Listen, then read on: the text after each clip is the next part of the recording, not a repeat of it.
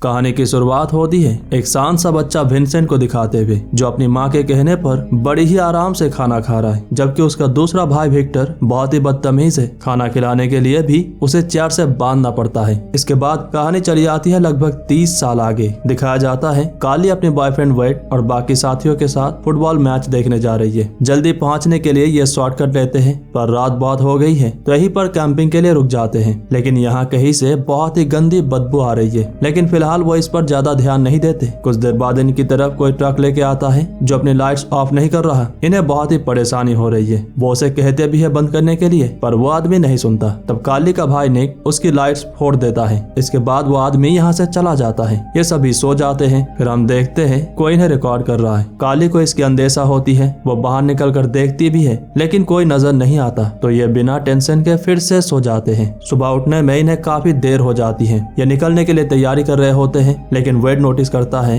कि किसी ने उसकी फैन बेल्ट काट दी है। इधर कार्ली हल्का होने के बाद यहाँ से निकल ही रही होती है कि तभी फिर से वही गंदी बदबू आती है। इस बार कार्ली देखना चाहती है ये बदबू कहाँ से आ रही है। हालांकि उसकी फ्रेंड पेज ऐसा करने के लिए मना करती है, पर वो नहीं सुनती और इसे देखने के चक्कर में वो फिसल कर उस जगह तक पहुँच जाती है जहाँ से वो गंदी बदबू आ रही है। यहाँ पर कई सारे जानवरों की लाश है, यहाँ तक कि किसी इंसान का भी। इनकी तो फट के हाथ में आ जाती है और इसकी चिल्लाने की आवाज से बाकी सभी भी यहाँ पहुंच जाते हैं। अगले ही पल यहाँ पर लेस्टर नाम का एक लोकल आदमी आता है, जो लगभग हर रोज यहाँ पर ऐसे ही जानवरों की लाश फेंकता है। इससे ये पूछते हैं क्या तुम्हें वो इंसान नहीं दिख रहा। तब लेस्टर इन्हें दिखाता है कि ये कोई इंसान का हाथ नहीं है, बल्कि बस एक रोबोटिक हाथ है। इन्हें स्टेडियम जाने में देरी हो रही है, लेकिन वेड अपनी गाड़ी छोड़कर नहीं जाना चाहता। इनकी सिचुएशन पता चलने पर लेस्टर इन्हें बताता है कि पास ही एम्ब्रोस नाम की एक छोटा सा शहर है, वहाँ शायद उसे अपनी फैन बेल्ट मिल जाए। वेड और कार्ली लेस्टर के साथ उसकी गाड़ी में एम्ब्रोस के लिए निकल जाते हैं, जबकि बाकी सभी मैच देखने। ये शहर के पास पहुंच चुके हैं, लेकिन सामने ये रास्ता गाड़ी जाने लायक नहीं है। इन्हें लगता है लेस्टर शायद इन्हें झूठ कह रहा था, और वैसे भी उसकी अपीयरेंस से ये दोनों ही बहुत ही अनकंफर्टेबल हो चुके हैं। आगे की रास्ते वो चलकर जाना चाहते हैं। कुछ देर चलने के बाद इन्हें एम्ब्रोस शहर दिख जाता है। यकीन हो जाता है कि लेस्टर सही कह रहा था। यहाँ गैस स्टेशन पे कोई नहीं है, इसीलिए वो आसपास देखने लगते हैं। सामने ही एक चर्च है। यहाँ इनकी मुलाकात होती है विक्टर से। वही गैस स्टेशन की मालिक है। इन्हें फैन बेल्ट चाहिए तो थोड़ी देर इंतजार करने के लिए कहता है। तब तक कार्ली और वेड यहाँ की फेमस हाउस ऑफ वॉक्स में जाते हैं। ये घर पूरी तरीके से वॉक्स की बनी है। यहाँ पर कई सारे स्टैचूज है और ये भी पूरी तरीके से वॉक्स की बनी है और बहुत ही रियलिस्टिक है। इन्हें बनाने वाला विंसेंट एक और आर्ट पीस पे काम कर रहा होता है। इनके आने की आवाज सुनता है, समझ में आता है वो इसी घर के नीचे है। कार्ली इधर उधर घूम रही थी। यहाँ की हर एक स्टैचू बिल्कुल परफेक्ट है, लेकिन इनमें से एक जिसका चेहरा बहुत ही अजीब है, इसे देखकर कार्ली डर जाती है, भागती है इस घर के बाहर। ट्रैफिक बहुत ज्यादा थी, इसीलिए पेज और उसके साथी दोबारा कैंप एरिया तक आ चुके हैं। ब्लेक अपनी गर्लफ्रेंड के साथ थोड़ी मस्ती करना चाहता है, इसीलिए डाल्टन और निक को एम्ब्रोस शहर की तरफ जाने के लिए कहता है। यहाँ पर गैस स्टेशन पे 15 इंच के अलावा लगभग सारे बेल्स है। विक्टर कहता है कि 15 इंच उसके घर पे है और ये उस पर भरोसा करके उसके साथ चले भी जाते हैं। कार्ली बाहर ही गाड़ी पे इंतजार कर रही होती है, क्योंकि विक्टर कहता है वो इन्हें कैंप एरिया तक पहुंचा देगा, जबकि वेड विक्टर के साथ घर के अंदर जाता है। विक्टर कहता है वो बेल्ट लाने जा रहा है, तो वेड इधर उधर घूमने लगता है। दूसरी तरफ कार्ली गाड़ी से बाहर निकल कर देखती है ये दरअसल वही गाड़ी है जो कल रात उनके कैंप एरिया में आया था। इसीलिए वो हॉर्न बजाकर वेड को आगाह करने की कोशिश करती है, लेकिन तब तक बहुत देर हो जाती है। यहाँ की लाइट्स ऑफ हो जाती हैं और अगले ही पल विंसेंट उसकी टेंडन काट देता है। इसके बारे में बताने के लिए कार्ली पेज को फोन लगाती है, लेकिन ब्लेक फिलहाल पेज के साथ खेलना चाहता है, इसीलिए वो कॉल नहीं उठा पाती। कार्ली वॉइस मेल रिकॉर्ड करने लगती है। तभी विक्टर बाहर आता है। उसे देखते ही कार्ली गाड़ी के अंदर घुसकर उसे लॉक कर देती है। विक्टर को जब एहसास होता है कि वो समझ चुकी है वो कौन है, तो वो विंडो तोड़कर अंदर आने की कोशिश करता है। इसीलिए कार्ली गाड़ी भगाने लगती है, लेकिन उसकी किस्मत इतनी अच्छी नहीं है। गाड़ी एक जगह पर फंस जाती है। विक्टर के डर से वो गाड़ी से निकलकर भाग जाती है। दूसरी तरफ विंसेंट वेड को अपनी वर्क प्लेस पे ले आता है। इस पर अपनी जलवा अपनी कारीगरी दिखाना शुरू करता है। इसे वॉक्स से नहलाता है। इधर कार्ली भागते भागते चर्च पे आ चुकी है। उसे लगा था यहाँ पर लोग है, पर ये लोग सिर्फ वॉक्स के स्टैचूज है। गलती से उसके हाथ से किसी के हाथ टूट जाती है और समझ जाती है कि ये सिर्फ वॉक्स के स्टैचूज ही नहीं, बल्कि ये इंसान थे जिन्हें ऐसा बनाया गया है। विक्टर के आने की आवाज सुनकर वो यहाँ पर छुप जाती है। फिर भी विक्टर उसे ढूंढ लेता है। कार्ली फिर से भागती है, लेकिन पकड़ी जाती है। विक्टर उसे अपनी गैस स्टेशन के बेसमेंट में बंद कर देता है। अब तक निक और डाल्टन भी यहाँ पर आ चुके हैं। गैस स्टेशन पर आवाज लगाते हैं पर किसी की रिस्पांस नहीं आती। हाँ, कार्ली आवाज करने की कोशिश करती है, पर जैसा कि आप देख सकते हैं इसीलिए दोनों ही अलग अलग होकर कार्ली और वेड को ढूंढने लगते हैं। डाल्टन जाता है हाउस ऑफ वॉक्स की तरफ, जबकि निक जाता है यहाँ की ग्रोसरी शॉप की तरफ। उसे क्या पता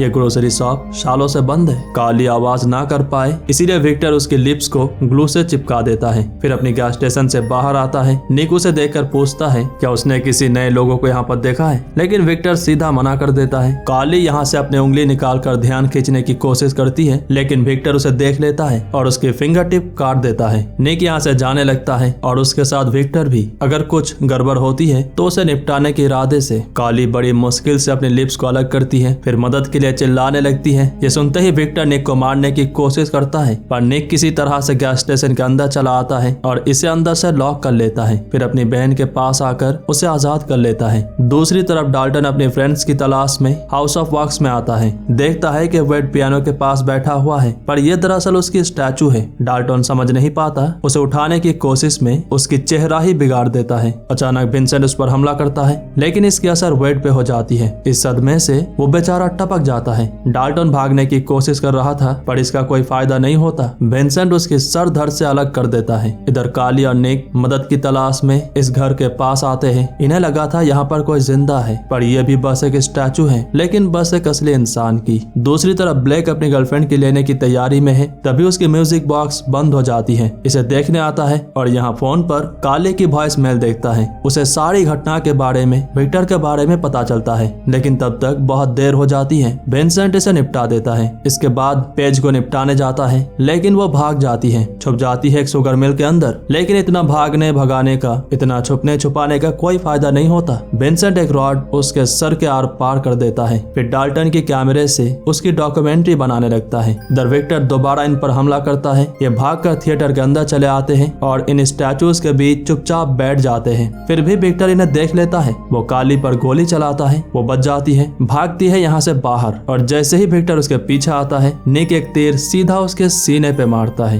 देखकर लगता तो है कि वो टपक गया है। कार्ली अपनी बॉयफ्रेंड की तलाश में निक के साथ दोबारा विक्टर के घर में आती है। बॉयफ्रेंड का तो पता नहीं चलता, लेकिन यहाँ पर विक्टर और विंसेंट की बचपन की फोटो मिलती है। वो दोनों ही जुड़वा भाई है। विंसेंट की चेहरा खराब है, इसीलिए वो वॉक्स की मास्क पहनता है। कार्ली ये सब देख ही रही होती है कि तभी विक्टर घर के अंदर आता है, तो ये दोनों ही चुपचाप किसी कोने में छुप जाते हैं। अब तक विंसेंट भी वापस आ चुका है, ब्लेक और पेज की लाश के साथ। दोनों भाइयों के बीच बातचीत के दौरान हमें पता चलता है कि विंसेंट बहुत ही अच्छा बच्चा था, जो अपनी माँ की तरह वॉक्स की स्टैचूज बनाया करता था। लेकिन माँ के गुजर जाने के बाद विक्टर ने उसके दिमाग में जहर घोलना शुरू किया। कहा कि उसे बहुत ही रियल स्टैचूज बनानी चाहिए, वो भी असली इंसान के। फोटोज इधर उधर देखकर विक्टर समझ जाता है कि घर में कोई तो है, लेकिन तब तक निक और कार्ली सुरंग के जरिए निकलने लगते हैं। यहाँ थोड़ी अंधकार है, इसीलिए निक यहाँ पर जो स्विच बोर्ड है इसकी स्विचेस दबाने लगता है और पूरे शहर की लाइट्स ऑन ऑफ होने लगती हैं। इससे ये समझ जाते हैं कि वो कहाँ पे है। इनके सामने ही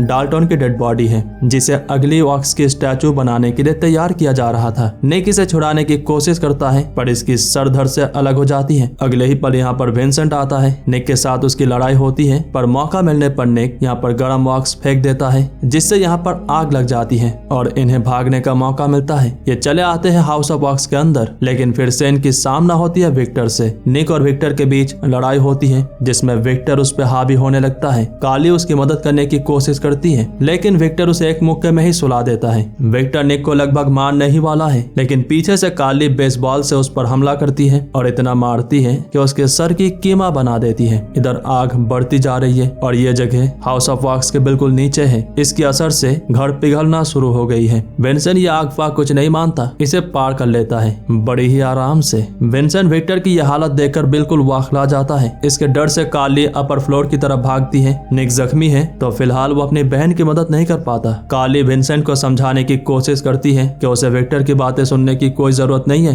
पर विंसेंट उसकी बातें नहीं सुनता, उस पर हमला करने आता है। लेकिन तभी निक उसे पकड़ लेता है। एक पल ऐसा आता है जब विंसेंट निक को टपकाने ही वाला है, लेकिन कार्ली एक चाकू सीधा विंसेंट के सीने में घुसा देती है। फिर निक उसे धकेल देता है और वो सीधा गिरता है विक्टर के ऊपर। ये पूरा हाउस ऑफ वॉक्स ढहने वाली है, पर इनकी किस्मत अच्छी है, वक्त से पहले ही ये निकलने में कामयाब हो ही जाते हैं। सुबह लोकल अथॉरिटीज यहाँ पर आते हैं। पता चलता है यहाँ 70 से भी ज्यादा स्टैचूज थे। इस शहर के बारे में किसी को इसलिए नहीं पता था क्योंकि शुगर मिल के बंद होने के बाद इस शहर को बिल्कुल छोड़ दिया गया था और लगभग 10 साल सालों तक यहाँ किसी की आना जाना नहीं था। लोकल अथॉरिटीज को भी इसके बारे में पता नहीं चलता अगर इन्हें धुआं नहीं दिखता। पुलिस वालों की बातचीत से हमें पता चलता है कि विक्टर और विंसेंट की तीसरा एक और भाई है। निक और कार्ली घर वापस जा रहे हैं और लेस्टर इन्हें हंसते हुए गुड बाय दे रहा है। उम्मीद करते हैं ये कहानी आपको पसंद आई होगी।